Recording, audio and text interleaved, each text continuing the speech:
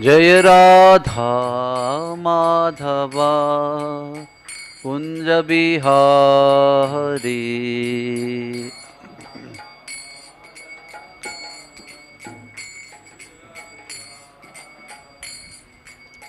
गोपीजन वल्लभा गिरिवरधारी।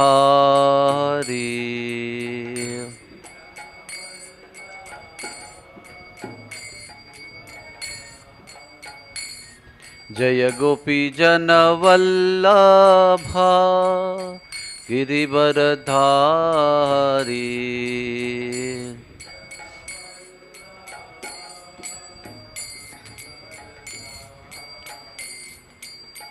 यशोदनंदन ब्रज जनरंजना।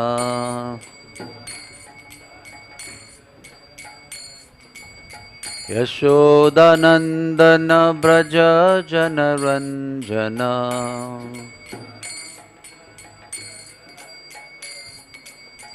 यमुना तीरावनचारी।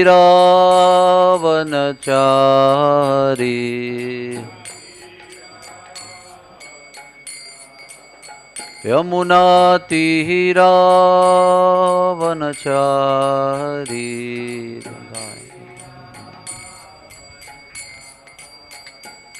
जय राधा माधव कुंज बिहारी।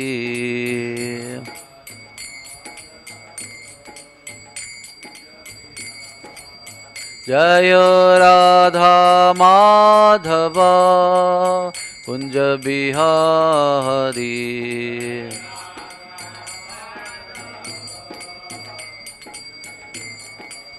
जय राधा माधव कुंज बिहारी।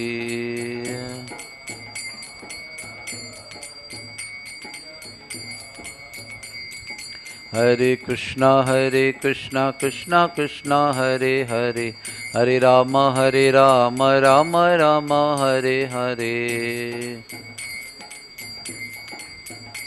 बोलो बोलो बोलो। हरे कृष्णा कृष्णा कृष्णा हरे हरे, हरे राम राम राम हरे हरे।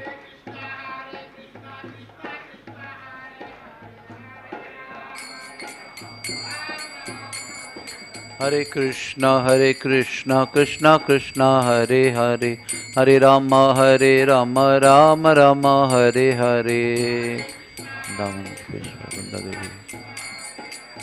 यमुना गोवर्धन।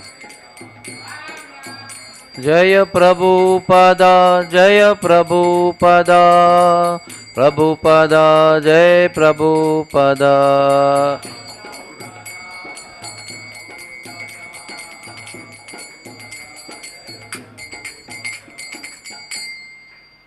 ताई गौर प्रेमानंदे। श्री श्री राधा गोपीनाथ भगवान की, श्री श्री गौर निताई की, श्री गिरिधारी गोपाल की, श्रील प्रभुपाद की, ग्रंथराज श्रीमद् भागवतम की। हरे कृष्णा। ओम नमो भगवते वासुदेवाय। ओम नमो भगवते वासुदेवाय। ओम नमो भगवते वासुदेवाय।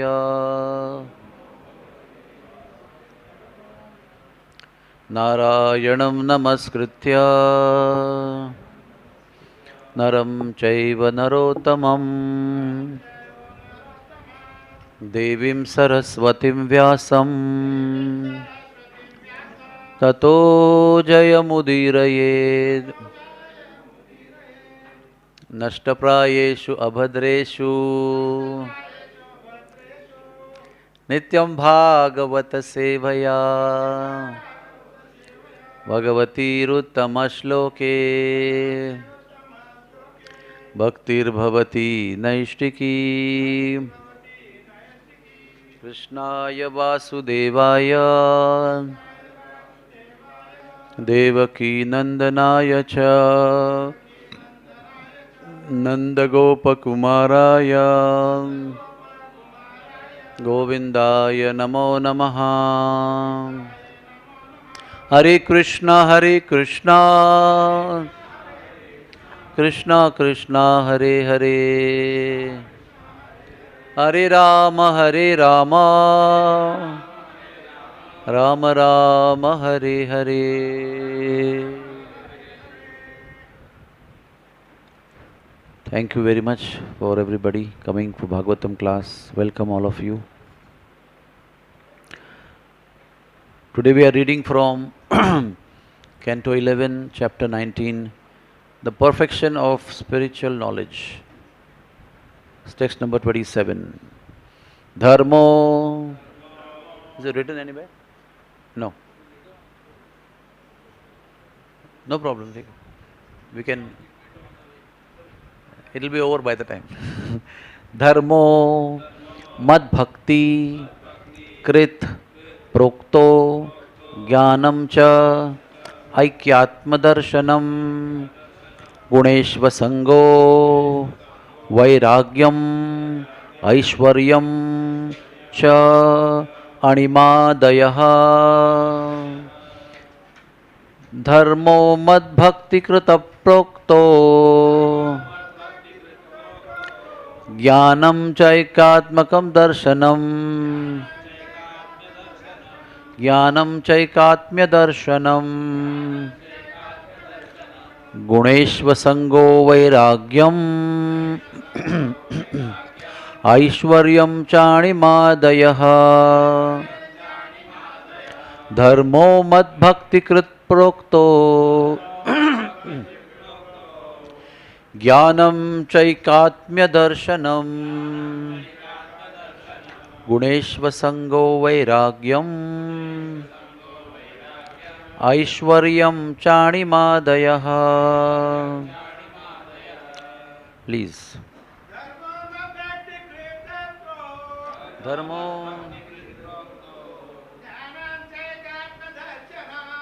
jnanam chaikatmya darshanam Natu sanko vairagyam aishwaryam chanimadayah.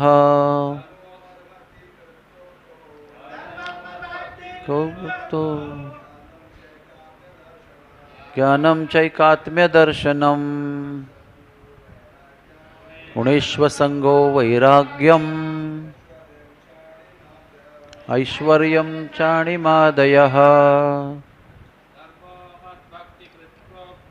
Dharme krit bhakti prokto jnanam chaikatmya darshanam guneshva sango vairagyam aishwaryam chanimadayah. Dharma, religion. Mat, my. Bhakti, devotional service. Krit, producing. Proktaha, it is declared. Jnanam, knowledge. Cha, also. Aikatmya, the presence of the Supreme Soul. Darshanam, seeing. Guneshu, in the objects of sense gratification. Asangaha, having no interest. Vairagyam, detachment. Aishwaryam, opulence. Cha, also. Anima, the mystic perfection called Anima. Adayaha, and so forth. Translation. Actual religious principles are stated to be those that lead one to my devotional service. Real knowledge is the awareness that reveals my all-pervading presence. Detachment is complete disinterest in the objects of material sense gratification. And opulence is the 8 mystic perfections such as Anima Siddhi. Purport. The Supreme Lord is perfect knowledge. Thus, one who has been delivered from ignorance automatically engages in the devotional service of the Lord and is called religious. One who becomes detached from the three modes of material nature and the gratificatory objects they produce is considered to be situated in detachment. Let me read again. One who becomes detached from the three modes of material nature and the gratificatory objects they produce is considered to be situated in detachment.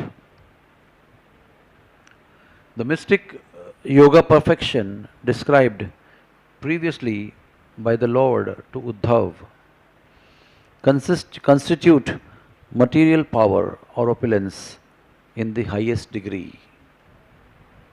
Hari Bol. Om Ajnanatimirandhasya Jnananjana Chakshur Unmilitam Yena Tasmai Sri Guruve Namaha. Sri Chaitanya Manobhishtam Stapitam Yena Bhutale Swayam Rupak Kadamayam Dadati Swapadantikam. Sri Krishna Chaitanya Prabhu Nityananda Sri Advaita Gadadhar Srivasadi Gaura Bhakta Vrinda. Hare Krishna, Krishna Krishna, Hare Hare, Hare Rama, Rama Rama, Hare Hare.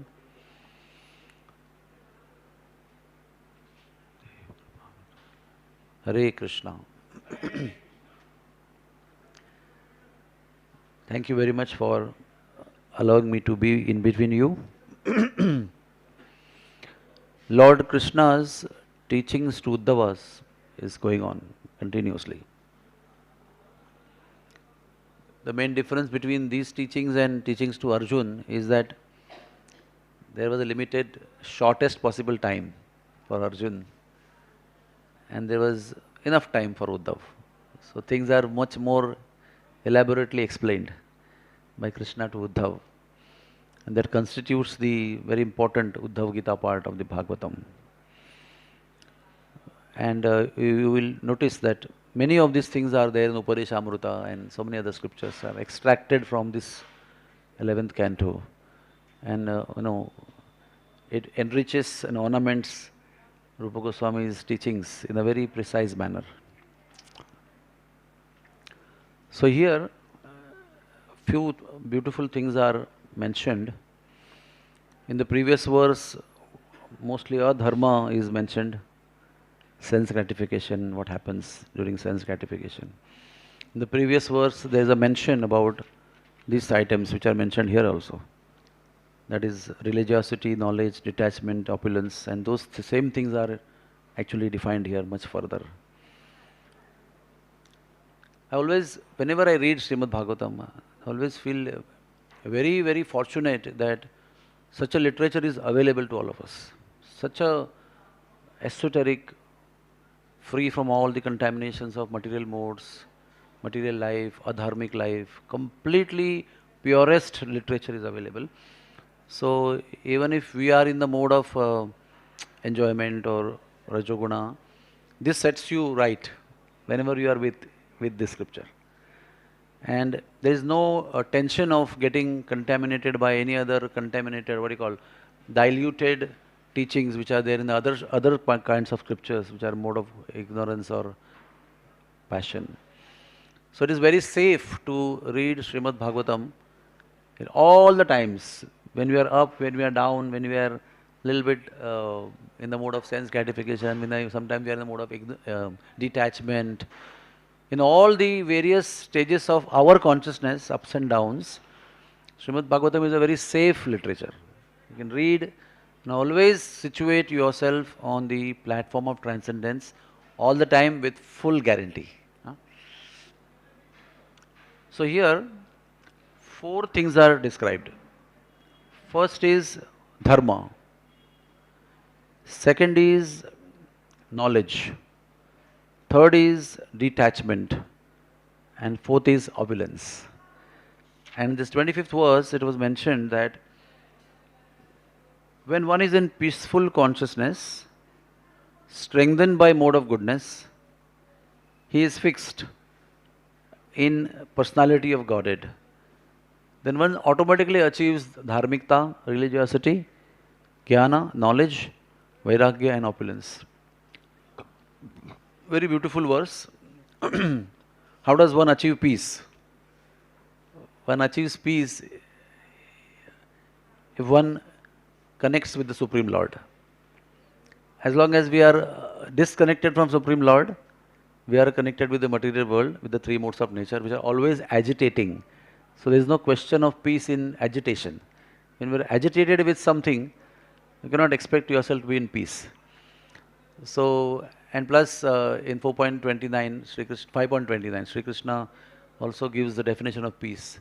When we know that He is the Lord, Sarva Loka Maheshwaram, and we understand and accept that He is the Lord and I am the servant, I am His part, peace automatically comes, prevails.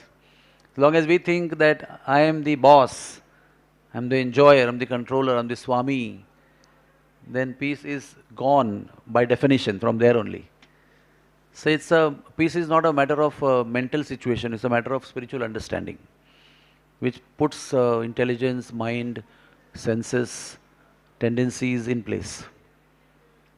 So that is the peaceful consciousness. And strengthened by mode of goodness, that means giving up activities of passion, giving up activities of hurting anybody, harming anybody, causing damage in the prakriti, in our surroundings, or to even to ourselves also, by doing harm, by doing something which is not supposed to be done, like people smoke, eat nonsense things, speak nonsense, that is harm to oneself. In that situation, mode of goodness cannot get situated. And also, connecting with the Lord pulls one to mode of goodness, on the gradual progressive path towards ultimate Vishuddha Sattva Guna. And as soon as one is in this mode of goodness with connection with the Lord, resulting in peace, automatically one becomes religious, one becomes knowledgeable, one becomes detached, and one becomes opulent. Very interesting. It's like detachment and opulence. See, is it not confusing? In one sense, contradictory. One is detached and one is opulent at the same time. So what is he detached from? There's another question comes. So we'll gradually try to define each and everything. So Sri Krishna himself says, in the previous verses also, that real knowledge is awareness of my all-pervading nature. In one sense, this is also like darshan of the Lord. Srila Prabhupada was asked one time, by many people used to ask him, now also people ask, to us also, have you seen God? So Srila Prabhupada answered that, I am never not seeing God. It's a very googly answer. Because if you say yes, then still you may not believe. If you say no, then you are not a good acharya. Why should I listen from you? Prabhupada understood the reason behind asking this question. It's very, challenging kind of arrogant question. Even if I tell you, I've seen God, you may say, no, I don't believe in you. And if I say I don't seen God, what is the use of all your sadhana for so many years? So many years you are wasting in this without even seeing God. I must see God if I do something in connection with the Lord. So he said, I am never not seeing the Lord. But he must have not understood the gravity of the answer, but the answer is very deep and very grave. Because in scripture it is mentioned that how does Lord give darshan to anybody? If you see Dhruv Maharaja's pastime, you will see that Lord first appeared in his heart, in his dhyana, you can say. And then what happened? Then he appeared pratyaksha. From his heart, he appeared in front of him as an object of his eyes. So this is how the Lord appears. He can appear in our dhyana also. If our dhyana is perfect, if our dhyana is concentrated, if our dhyana is not distracted, and we are focused, then the Lord will give us His feelings of His appearance in the heart every day. This is possible. And then if He chooses, He will give personal darshan. And He is giving personal darshan every day in the form of deity. Like one time Srila Prabhupada was asked, where is the Lord? Where is the Lord? He said, He is right there, standing in our temple. But He is a statue, he said. He said, till the time you are in this consciousness, you will see the statue as a stone, as a wood. But when your eyes will be anointed with love, you will see him playing flute. Huh? Our Madan Mohanji Brajvasi from Koshi, the great singer and great devotee of the Lord, he was singing here in Radha Gopinath temple. Huh? Shoka Krishna Prabhu's departure also he was there. I mean, he left right from my house, he dropped his bag and I told Shloka Krishna Prabhu is in the temple right now, in the last hours of his life. Dropped the luggage and just ran to temple. Pandit ji and Madan Mohan ji and Narsingh Baba, and then they sang most beautiful kirtan, bringing Braj Bhumi over here. The way they brought Braj Bhumi in Philadelphia, in Gita Nagari for His Holiness Bhakti Tirtha Swami. The same thing they brought here and they... So, Madan Mohan ji was singing one time, and other times, in the night darshan, I was just sitting next to him. And he was playing so beautifully for Radha Gopinath in a mild darkness. At the end of the kirtan, he said, Krishna's flute was moving. So I said, nobody saw that. He said, I saw Krishna's flute was moving. So what does that mean? It means he is seeing that Krishna's flute is moving. He's playing the flute and he's moving with the flute. But we are not seeing that because we don't have that pure consciousness and love. And another thing I noted that he sang for only the Lord. Whether audience is there, repeating, not repeating, there is one-to-one connection between him and the Lord. And to such devotees who are not bothered with the audience or not audience, appreciation, not appreciation, anything of these kind of things which we need to get encouraged, to them Lord is most personally visible every time.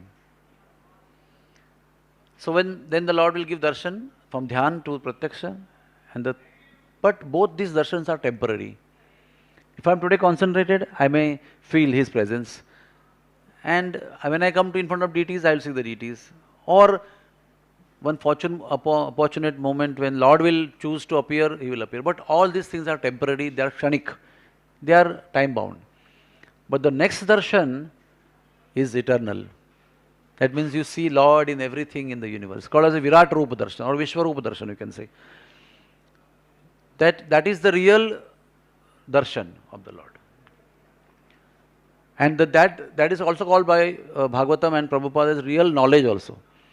That you see the Lord's presence in each and everything. In our olden early days in Krishna consciousness, this statements of Srimad Bhagavad Gita was repeated millions of times. When you have thus learned the truth, you will know that every living entity is in me and they are mine.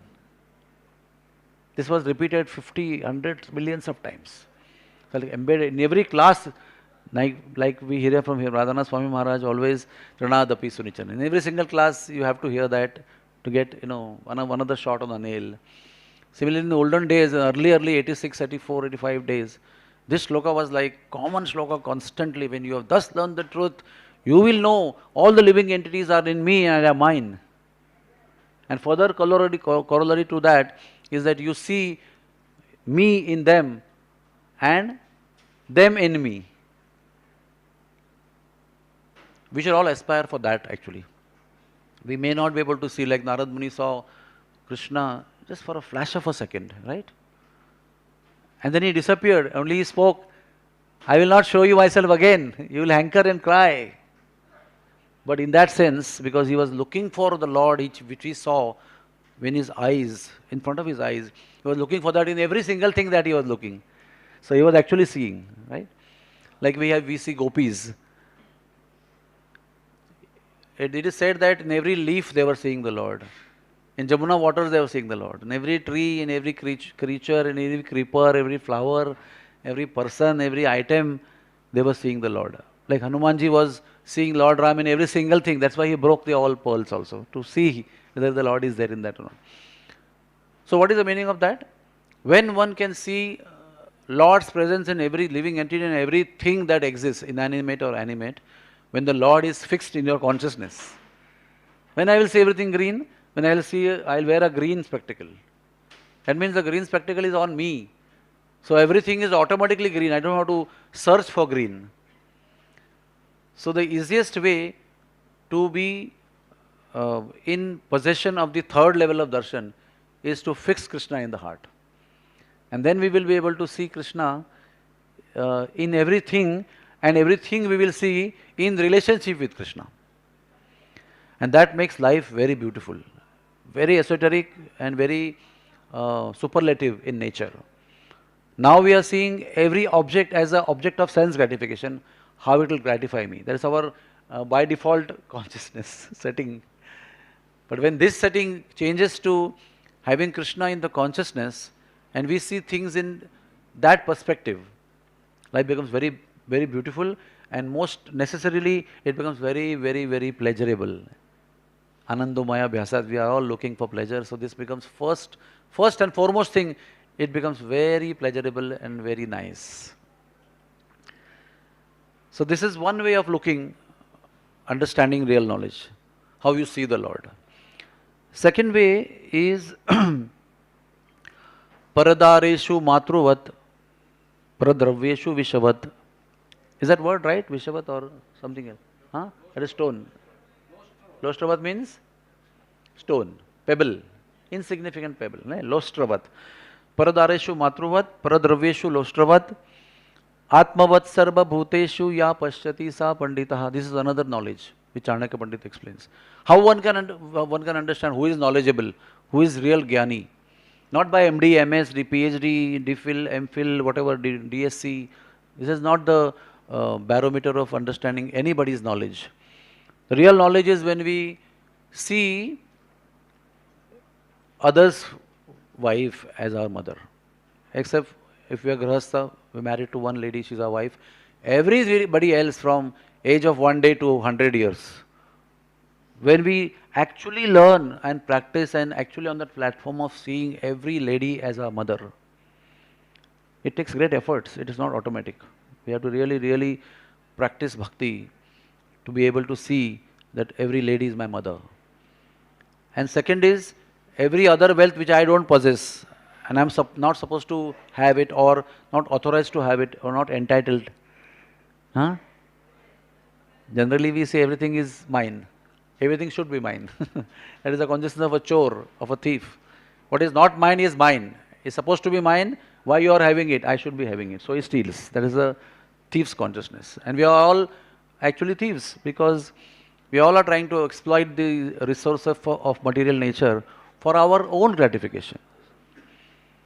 So when we come to a situation that I am not entitled to that which is not belonging to me, I am supposed to take what I need, what is legitimately mine, what is legally mine, what is authoritatively mine, and everything else I should never partake of it. In the village you see this consciousness. Even if 5 paisa is remaining, they will come and return that to you. Because that 5 paisa, when it is not belonging to me, I keep it with me. There is a karma, and somewhere I have to return it. I'm not going to go away with it. This was prevalent consciousness in villages until late. But today, if somebody drops 100 rupees, immediately somebody picks up and puts it in pocket. Immediately.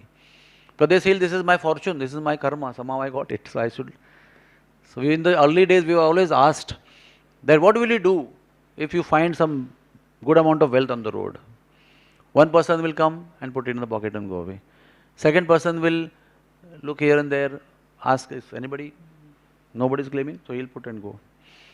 Third person will pick it up and put it in some sanstha, some child old age or some anath ashram.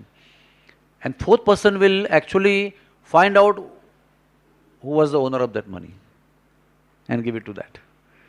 So when you see wealth or object of sense gratification lying on the road openly, these kind of various activities can be done. And one can justify, oh, I gave it to anath ashram, I gave it to this. But the real understanding and knowledge is to find the owner and give it to the owner. So when you give it to charity also, you think you are the owner and you are doing charity. But it is somebody else's property. Like we know that King Niggar's story. You did the charity, but it's not yours. And he became lizard in the next life. So externally it becomes very lucrative. Oh, I didn't take it for myself. I put it in the old age home. I put it into the orphanage. But we are inflicting in karma. So the real knowledge is to understand that to provide or to make the wealth reach to the person whom it belongs to. So paradraveshu lostravat. Then the third part is matching with that Bhagavad Gita shloka. Atmavat sarvabhuteshu. I treat myself equal with everybody. I see myself, treat myself as in connection with the Lord. And as I treat myself, I treat sarvabhuteshu. I treat everybody. The way I will like myself to be treated, I will like to treat others from my side that way. That is again, God is in between. Now when I see, when I can treat everybody the way I like myself to be treated, when I see myself as part and parcel of the Lord, and when I see others as part and parcel of the Lord, and when I see things also as part and parcel of the Lord, not only living entities, even the things which are inanimate, when I see them in connection with Lord, then only I can treat them with that respect, the way I want myself to be treated. You see, Srila Prabhupada would take out his wallet and pay for something. Many people have described the way he would take out a note and would give with utmost respect. It was not paper for him, it was Srimati Lakshmi Devi himself to be utilized in service to the Lord. The way he would take out, the way he would drink water. Some people have become devotees by just looking at him the way he was drinking water. Because all his activities was in Krishna's consciousness, was consciousness of Krishna, was dedicated to the service of Krishna, was dedicated to be exemplary to inspire people.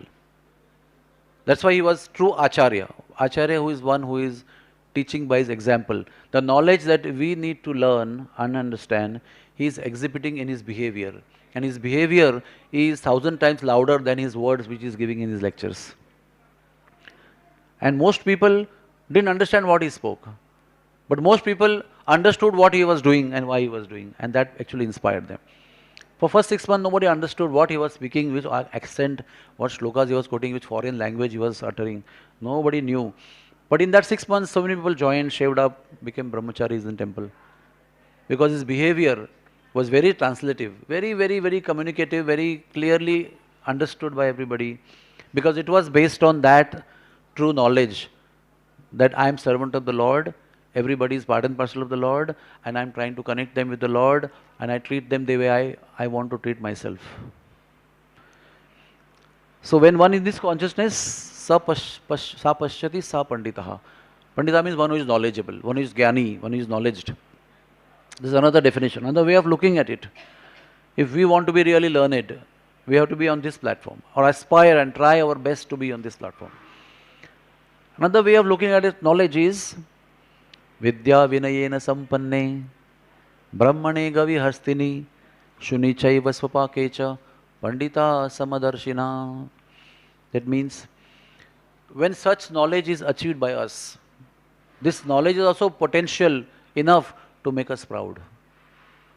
True knowledge. It's not that we have learned 18 Puranas, 100 Upanishads. That is one level of knowledge. That will definitely give pride if it is not used in service to the Lord. It is said, knowledge which is acquired but not used in service to the Lord and devotees becomes the cause of one's fall down.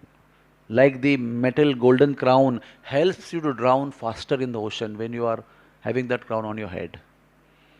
That is, knowledge is described to that. When knowledge is not in service, not utilized, only knowledge is accumulated to just become a pandit, that knowledge becomes cause of our fall down. So, every single thing which looks very attractive and good in nature, if not used in service to the Lord, it will cause damage. So, wealth, money is Lakshmi Devi, but kept in house becomes cause of home, residence of Kali, contaminates our consciousness with Kalaha and Dambha. The same Lakshmi Devi, but the same Lakshmi Devi not utilized in service of the Lord and only accumulated, it will cause damage to all of us. So money, knowledge, fame, influence, and all the things that we, pratishtha, labh, puja, whatever we receive, if we do not engage them in service to the Lord, all those can cause us damage and actually can destroy the achievement, whatever we have accumulated in our devotional service to the Lord. So most important is Vidya Vinayena Sampanne. When it is said that a true tree which is studded and loaded with fruits is always towards the ground, right? And the branch of the tree which has no fruits is always standing upright. It is also said that the pot which is filled with water never makes sound. Pot which has got little water always makes sound and also unsteady. Water which is not very deep, very shallow, lot of noise it makes. Water which is very deep doesn't make any noise. उथळ पाण्याला खळखळाट फार मराठी में एक कहावत है. When it is shallow water is there, always lot of noise is there. And you see, I just came from Uttarkashi. When water is deep, it is just going steadily. When it becomes narrow, that means when the stone becomes bigger, it appears narrower. Lot of sound is there. That's why we have to understand that all that is available to us, like for example knowledge here, immediately it has to be utilized in service to the Lord.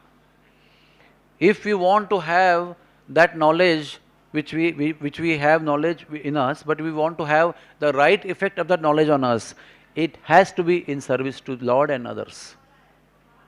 If you want to have good effect of money on you, it has to be in service to Krishna and his devotees.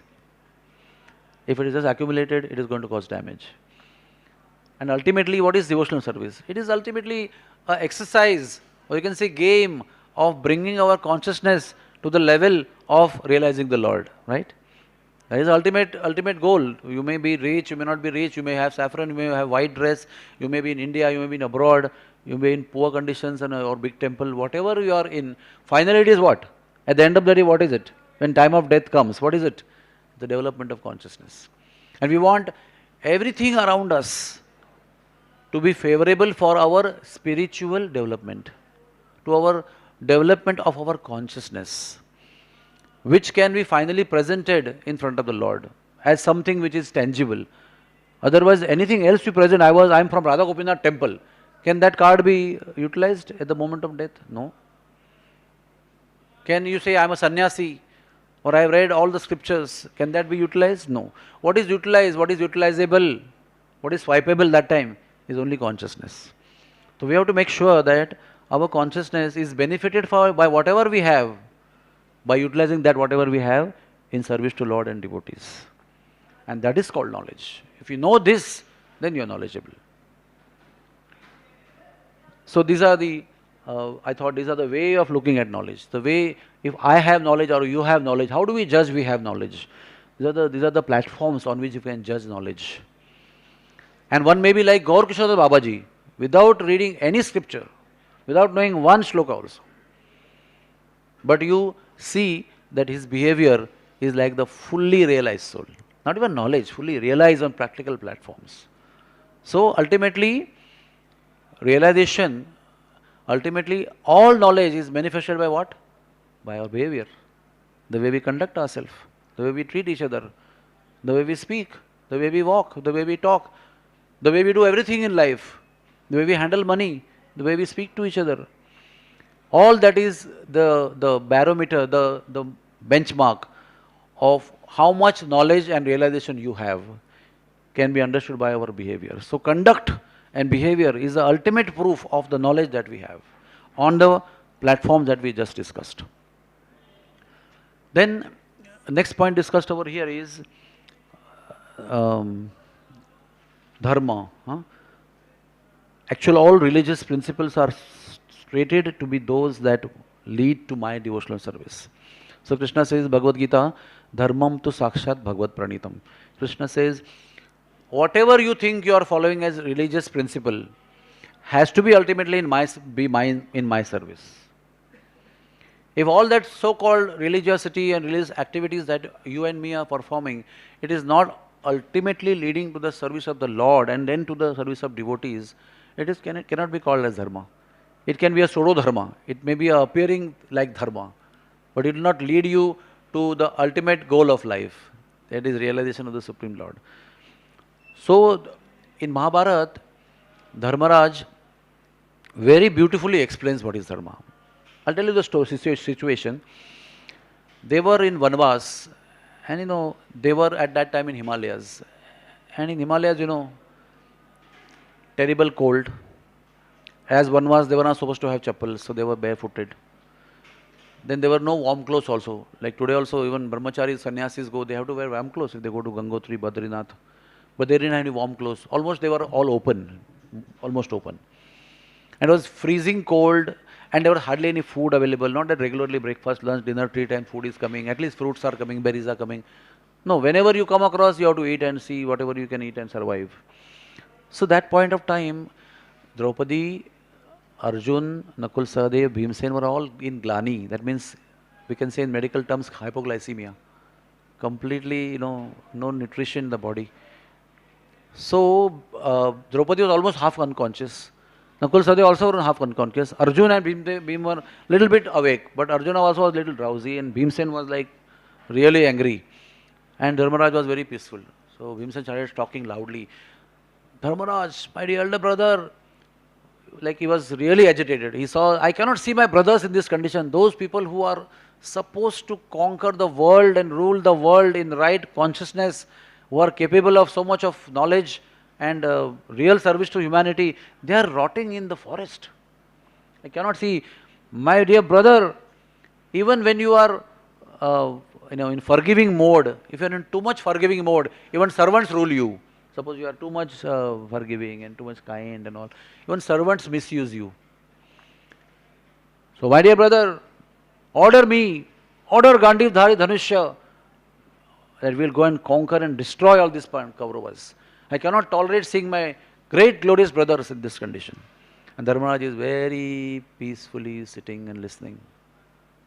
And looking at a loud noise, Arjun got awake, he got alert. Draupadi woke up, and also Nakul Sahadev woke up. And they all seconded what Bhimsen was saying. We agree. This is too much. You have been too much tolerant. You have been your your following of dharma and dharma principles have led us to this situation. And he says that the real person following dharma makes his own platform in this world.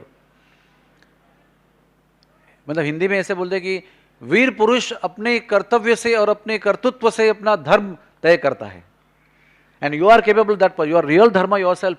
So why are you so forgiving and so tolerant and causing the situation, and the world is suffering because you are in the forest who will rule the world. World is being ruled by nonsense people. So everybody says yes, yes, yes, yes. So then Dharmaraj starts speaking. He says, he really defines, he says, just see what is dharma, what is Yudhishthir. One who is sthir in the yuddha also, that is Yudhishthir. So any agitative situation, he is where he is, and he speaks what he has to speak. He doesn't get agitated by somebody's arousals or somebody's depression or somebody's agitation. He is where he is all the time undisturbed. So he says, I am following dharma by the order of the root of dharma, that is Narayan. My dharma is to serve the Lord. And then he goes on saying that dharma has to be followed only to please the Lord. There is no other purpose of following dharma. Then he says what dharma shouldn't be followed for, which all of us unknowingly are doing. He says dharma should not be followed for fear of getting reactions of wrong deeds. ऐसा नहीं करना, फिर नरक में जाना पड़ेगा. Don't do this, you will go to hell. Or you do this, then you will have to suffer in this kind of situations. And if you do this, then you will become pauper, you will become servant. So some people follow dharma out of fear of some anticipatory wrong reactions. So one should not follow dharma for that. Then he says one should not follow dharma to avoid miseries. Most of the people in the world, most of astic believers, people in the world, most of them are doing dharma for, I should not get miserable. And most of us are following in the same platform, I should be happy. Even we are devotees, we are every day how we are living. On today's day, there should not be no dukkha and there should be sukha, if possible. But there should not be dukkha. Even in our devotional service, in our service to the devotees and the Lord, we are saying that I should not be miserable today. So we have to rise above this platform. That dharma is not meant for avoiding miseries and achieving sukha. Dharma is meant to only please the Lord. And then he says, most of the people follow dharma for achieving sense gratification. Lobh, lalach. Indriya Bhoga. Dharma should not be followed even for that also. One time I preached many ward boys and housekeeping attendants in the hospital, and many months I cultivated, and 12 of them were chanting 16 rounds. I was so happy. I was about to mention their names and recommend their name for initiation. They were really coming up very beautifully, following 4 principles. After 6 months, I saw that 6 of them gave up chanting altogether. So then I asked what happened. He said, what is the use? There is no promotion, there is no increase in salary. That means they were thinking that when I chant Hare Krishna, number one, my miseries will be over in my life, whatever sufferings are going on, and lot of benefits will come. I'll get a son, I'll get a house, and I'll get a loan in the bank, I'll get a vehicle, I'll get increase in salary. So this is a by default setting in the brain. Even in ourselves also, we may think I'm so many years in the bhakti, but still that gain by following dharma, by following spiritual life, there is a gain attitude is still there. I should gain. What is the use of XYZ, like staying in temple or staying in bhakti for so many years? What has happened? Has this changed? Has some money come? Has some promotion come? Has some opulence come? What is the use of all? So many years I am doing this thing. So Dharmaraj is saying, one should not follow dharma for achieving any sense gratification or any gain or any profit, any labh. And then he said, one who follows dharma to achieve sukh is selfish and is not a dharmatma. Dharmaraj's every statement is very powerful here, very insightful statement. And then he makes another statement. He says, you all feel obliged to me, to follow me. Today I release all of you from my bondage. I have not taken the vrat of following dharma on the strength of your support. I have decided to follow dharma on my own strength. So today I release you. This is ultimate. Immediately Bhimsen and Arjun fell at his feet. He said, my dear brother, we don't know dharma, we don't know nyaya, we don't know justice, but we only know you and we know how to follow you. And I think if I follow you, if you follow you, dharma and nyaya will follow with us. So my dear brother, please forgive us by saying all these hot statements. They were only out of seeing you in misery and in turn seeing us in misery. But we are now prepared. If you feel you are happy in this cold, without wearing clothes, without food, without having opulence, without having adhikar, if you feel perfectly situated, by following you, we will also feel perfectly situated. Let miseries come, let opulence may not come, let rewards may not come. This is the discussion taking place when you are hungry, when you are not clothed, when you are not having chappals, when you are in a miserable condition.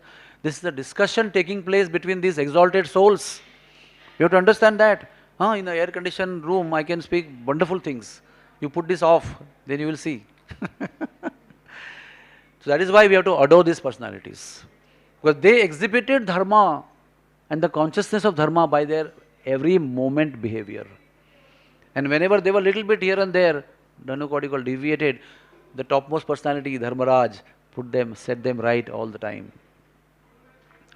Then Bhishmadev gives definition of dharma in Mahabharata. Again, when he gave definition of dharma in Mahabharata? When he was on bed of arrows. When 3.5 crores of arrows were in his body, has drained all the blood that he had. And every arrow that has pierced through and through had given so much of pain to him. At that time he is speaking this. He said, what is dharma? Dharmaraj is asking, Krishna is telling, please Dharmaraj, go to Bhimsen, Bhishmadev. He is leaving this world. Achieve from him all the knowledge that you need. Now you are going to become the king of the world. So he defines that to neglect anitya, to not give energy to anitya, that is temporary things, ashashvat things in the world, and to ponder and cultivate nitya, shashvat, that is dharma. And anitya is all sense gratification independent of the Lord, and nitya is Lord himself, which is also called satya. So cultivating satya and cultivating and pondering and keeping ourselves on the platform of truth always, the absolute truth, is dharma. And then Bhagavad Gita explains, Adyantu vantu kaunteya nateshu ramate buddha. The real focus of a realized soul, knowledgeable soul, is on those things which have no beginning and no end. And an intelligent man always enjoys those things which has no beginning and no end, and does not ponder, nateshu ramate, doesn't enjoy those things which are known to have beginning and known to have end. That is the platform of dharma that we are supposed to live. Not what sounds good, what feels good, what tastes good. What is actually good in connection with the Lord. That is dharma. And detachment, time is very short, but Rupa Goswami, such a beautiful scripture, Nectar of Devotion. All varieties of Vairagya. There are so many types of Vairagya, which are for self-aggrandizement.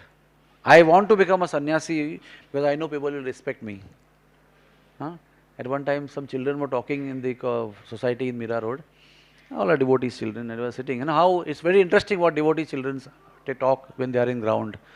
So they were sitting and talking, and they're saying, "Ki, what do you want to become?" So they were saying, I want to become engineer, somebody wants to become doctor, somebody wants to become something. And one guy said, I want to become guru. Wow, he said, why you want to become guru? And it's so beautiful it is. When guru comes, there's a special plate for him, which nobody gets. There's so much respect, there's so much garland. Everybody is bowing down on the road, in the garden, on the temple, on the floor, everybody. So it is actually now, it is very good to become guru.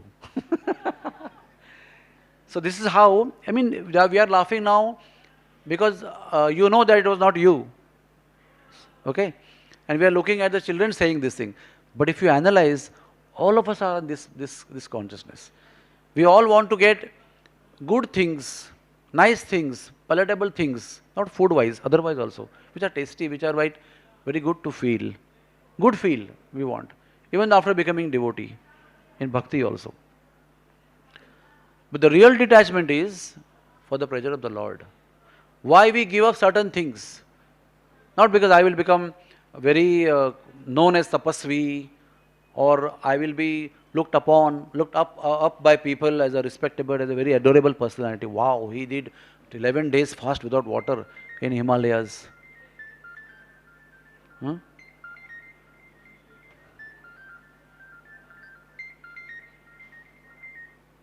So,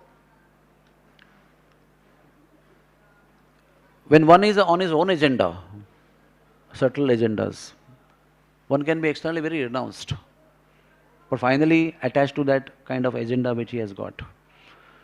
So Rupa Goswami has defined Vairagya in a very simple way.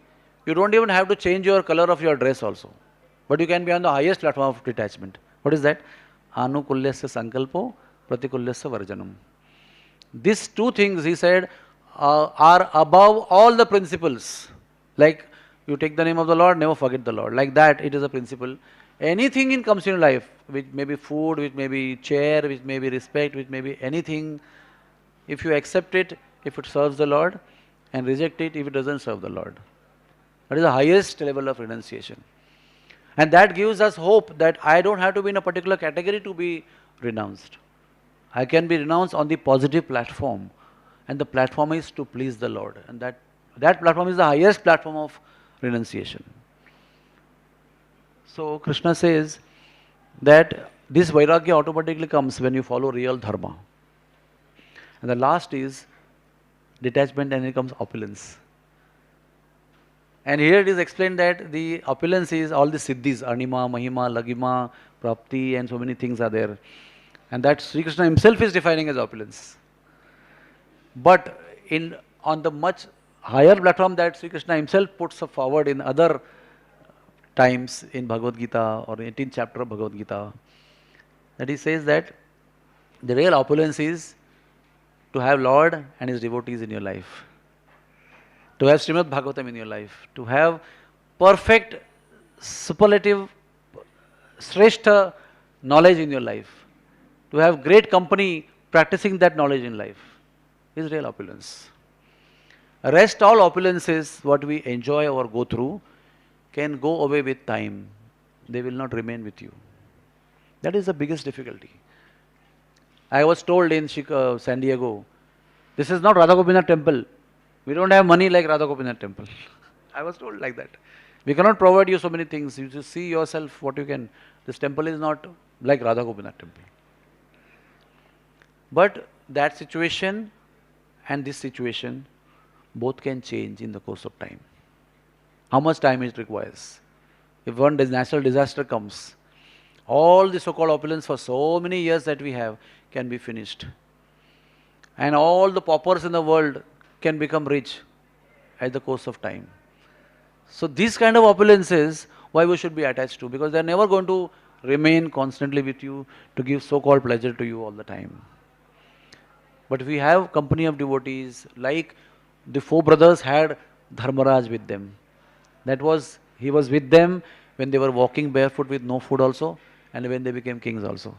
That was their real opulence. Another level of real opulence was they had Krishna with them all the time. Whether they were in the forest or whether they were becoming the kings of the world. The real opulence of theirs, they always knew it was Sri Krishna. And they looked at life that way. What is the proof of that? That they had that understanding of real opulence. When Krishna left the world, they immediately dropped everything down and went to the north.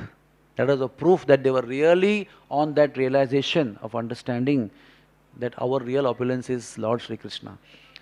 And they didn't have any hesitation or any pain in giving up all the wealth and opulence instantly, for which they have slogged for whole life. Little part of life they were becoming kings, and lots of part of life they were paupers actually. Walking in the forest, so many things, harassments and tortures were going on, atrocities were going on. And that ultimately after all that they became kings, and they just dropped it like this and they went away. And they were quite young, they were not very old like Bhishma Dev. But they left. Because that is a proof, finally, we understand that all throughout their life when they were poisoned and they were trying to be burnt and all those situations, in the war that they went through, the real opulence that they depended upon, believed upon, was the Lord. So what this Anima Mahima will do? I will become lighter than lighter, I will become heavier than the heaviest. But still I will die one day. What is the use? It may aggrandize me for some time. Wow! Suddenly Vishwarupdas, while giving class, is touching his head on the ceiling by levitation. All of you will be mesmerized. Oh, he has come from Himalayas, what has happened? Great opulence he has achieved. But next moment, a sense gratification object comes in front of me, I'll fall for it. So what is the use of the other opulence? The soul has to be enriched by the opulence of devotion and desire to please the Lord. That is the opulence of the soul. And that will always remain with us. Time will not separate from us from that opulence if we achieve that opulence. So let us all work for that opulence. Understanding, the first understanding, and then desiring to live on that platform. And when you achieve this opulence of having Krishna and his devotees in your life, you will be always happy, always blissful, always cheerful, never morose. Because nothing else, you are not establishing your life or rooting your life with those temporary things which are temporarily making you happy. You understand that these things are temporary and these things are permanent. Another definition of rational intelligence is to understand what is temporary and what is permanent. And situating ourselves on the permanent, on the Nitya, is the real wealth of life. Hare Krishna, Krishna Krishna, Hare Hare, Hare Ram, Ram Ram, Hare Hare. This is the real opulence of life. To have the holy name of the Lord. To be able to chant the holy name of the Lord. To situate ourselves on the platform of constantly chanting the holy name of the Lord is the real wealth of our life. Hare Krishna. Any comments, any questions?